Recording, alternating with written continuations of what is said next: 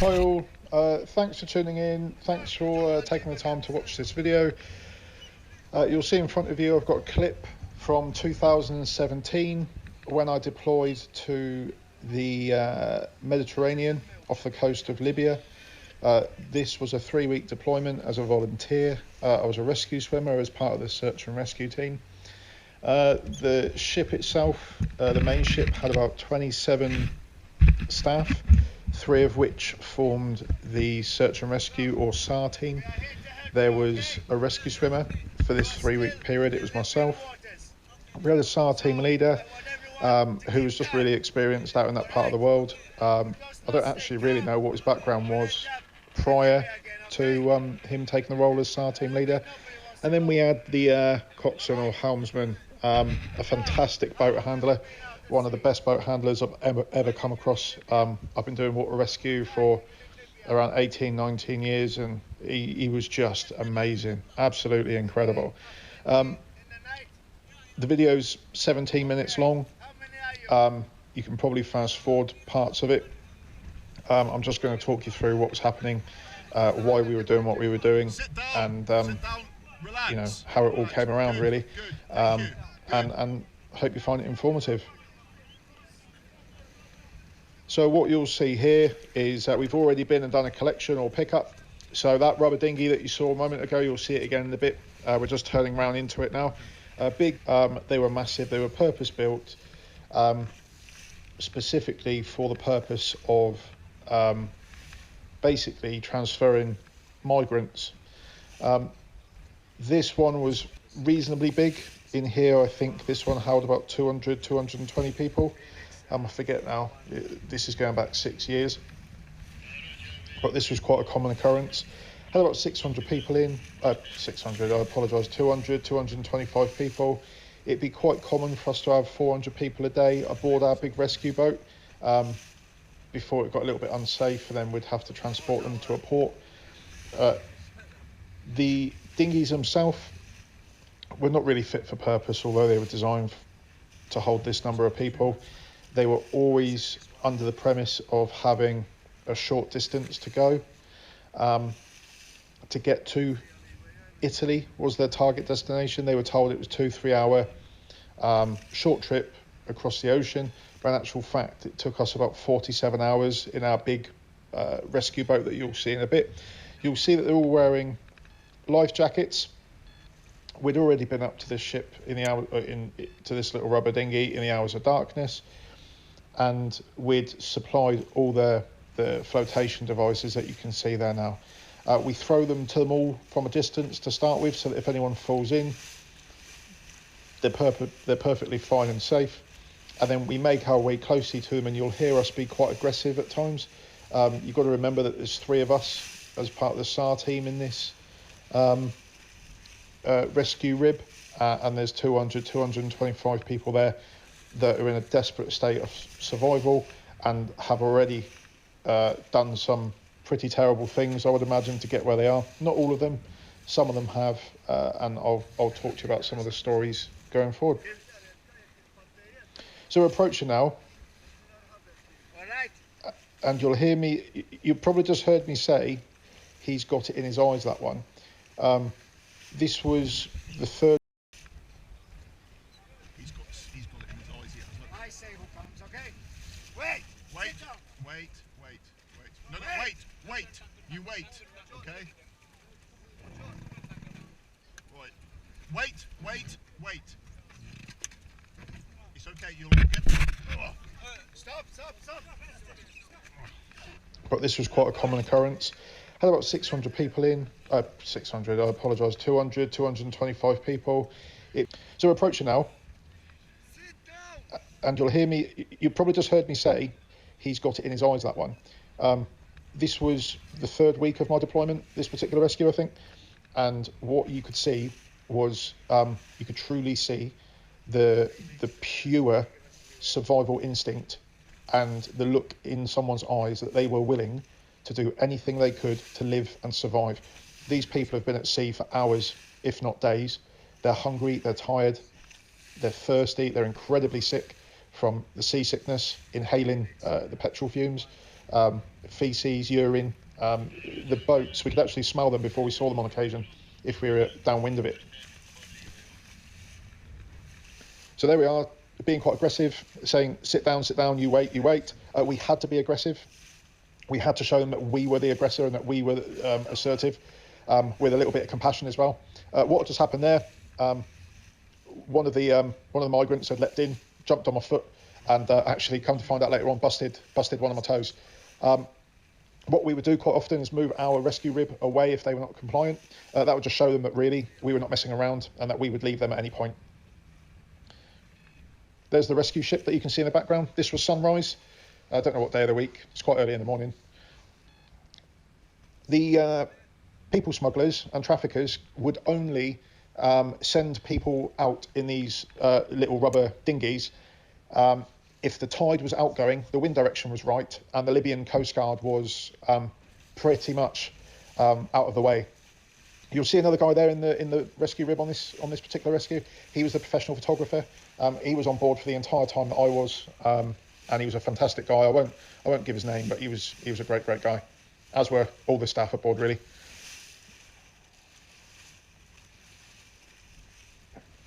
So there we was just talking. In the morning, we were awoken, and what you found was, because the weather conditions, the tide conditions, the Libyan Coast Guard being out the way, it was all pretty regular, and we could pretty much foresee and tell and forecast when there was going to be a large dispersal of migrants off the coast of Libya, and that would be the captain's job as well as the rest of the team up on the deck. We would dock in Malta, and then when we knew that there was going to be a rescue or likelihood of rescues needed, we would deploy to the rescue zone down just off about 13 miles off the coast of Libya. We could see Libya by night. We could see the lights. We were quite close, but we were still in what would be international waters, really. The SAR team were treated pretty much like rock stars. During the days, pretty much, we wouldn't really have to do much. We could chill and relax in our rooms, because we knew that when we had to perform a rescue, we would potentially be at sea in the rescue rib for 13, 15, 16, 20 hours. Some days we rescued 4 to 6 boats, ranging from 150, 200 people up to 450. And then what we would do, if we were not to take those particular migrants back to port, we would be met by the Italian Coast Guard, where we would disperse them and hand them over so that we could go back and deploy back into the rescue zone, along with other NGOs, non-government organisations and charities, to perform rescues. And in one of the later videos that I'll upload at some point, you'll see those handoffs taking place with the Italian Coast Guard. And yeah, we would then just shoot straight back in to the rescue zone. What would happen in the morning? I'll just give you a little bit of background information. What would happen in the morning is, or whenever we found or were likely that the drones or radar picked up a potential migrant boat, is we would get woken up by the captain, and we would get told to kit up, that they were deploying the rib. The helmsman would assist in deploying the rib, while the SAR team leader would get all the information from the captain, look at the radar, get the information, the intelligence, and then I would get kitted up into my specialist rescue wetsuit. I chose against a dry suit for this particular deployment. The weather didn't dictate that I would be cold. In actual fact, I was absolutely roasting, and I took my chances with the sharks at times, jumping into the sea to cool down. So I had a 5mm purpose-built search and rescue wetsuit with fins, snorkel, goggle, helmet, personal flotation device. My background is water rescue in the UK, so I swapped out my typical water rescue knife for a slightly larger type knife. That was a bit more of a deterrent, but also, in case anything happened, it would assist us in just defending ourselves a little bit, really. So in the morning, or whenever the rescue team were being deployed, we got woken up. I got kitted up. The rib was being deployed, and then I would jump in to the rib itself, and then we would shoot off in the direction of the target. I may have it on video. I've not gone through them all. Where we actually got held at gunpoint at one point by a group of smugglers, and I'll explain more about that in either later on in this video or another video. We would then deploy, and we would look, majority of time, in the hours of darkness for these ribs, these little dinghies, and then we would approach from a safe distance, telling people who we were, predominantly in English, but the helmsman, coxswain, he spoke the language. So we acted as a bit of an interpreter really as well.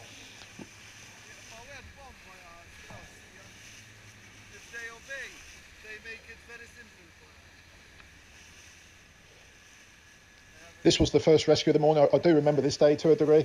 This was the first one in the morning, and then we shot straight off after putting these 200 people aboard, and then we would disembark them onto the rescue boat, and then we would shoot off to go and get the other ship. So there you go. You can hear us being quite assertive there, saying "sit down or we go."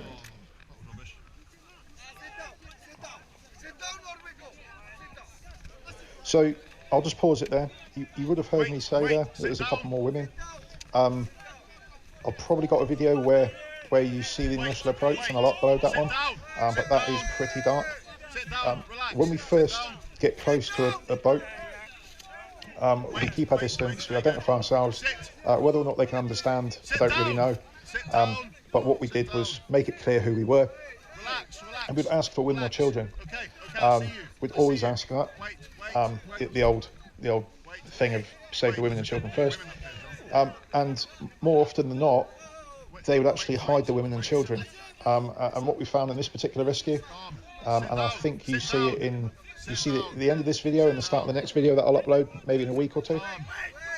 But you see that they actually are pretty much sitting on a heavily pregnant female. Going back to the point I made earlier, these are people that have been through hell to get where they are right now, and I'll cover it in a later video about the politics aside, what these people or what some of these people go through to get where they are. I'll also cover some of the other bits, the truth behind some of the things that may open people's eyes a little bit to this kind of thing that goes on in the Mediterranean, just how certain individuals may slip through the net. And I'll talk about the checks and balances that take place aboard the rescue ship, the bigger ship, and then also when we drop people off at port, what happens there. But I'll let the video play and you'll see what happens.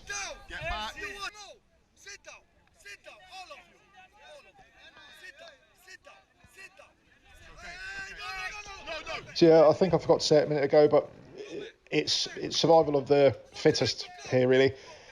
These people just want to live. They've been through some incredibly horrible, dangerous situations. Some of them have been locked up working for months and months to earn their keep and earn their transport. That's me pointing to the SAR team leader and just saying that he's the boss. And you'll see that there. We're very assertive, very clear to them. There was an individual here in this particular group who looked just very aggressive.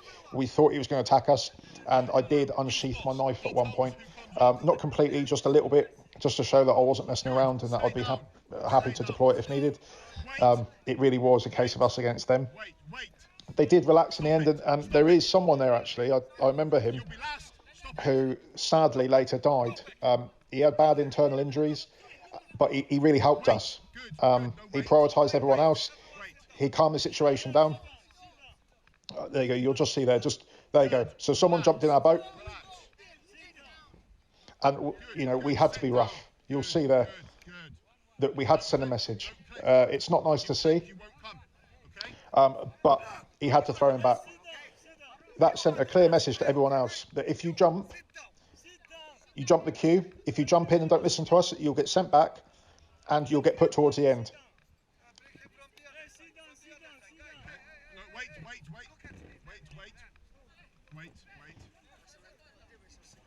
We see some of these guys in a later video, actually, when we hand them off, I think, to the Italian Coast Guard. Wait, no, get back in that boat.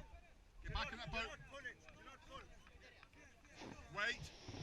Oh, the helmsman, again, I won't say his name, but he was such an incredible man. Such a lovely, lovely man. It brings back some memories, actually. He was a top guy. Yeah, so you'll see people there helping. They're starting to understand what they have to do. Starting to understand.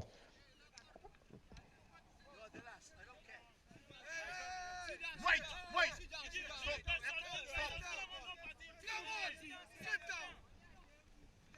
Everyone. Yeah, there you go. You can hear one of them there who's speaking really good English, and he's really trying to support and help us. A majority of these people that we come across, I think, You know, some days we rescued 700. You know, a mix of 400 that we would take ourselves back to port, and a few hundred that we would hand over to either another NGO or a charity, because there was a number of different teams in the area, or we would hand them over to the Italian Coast Guard. But a majority of the people were incredible. Over the 3 weeks that I spent at sea performing tasks like this, I think we were told that there was maybe between 3 and 5 individuals whose kind of identity didn't match their stories, and they soon got taken away rapidly when we were at port.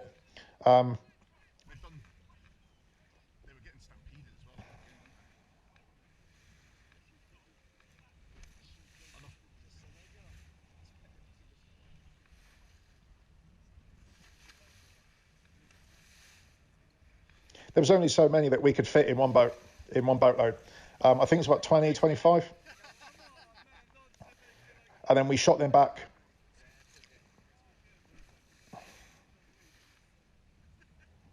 We took them back to the rescue craft, or the big rescue ship.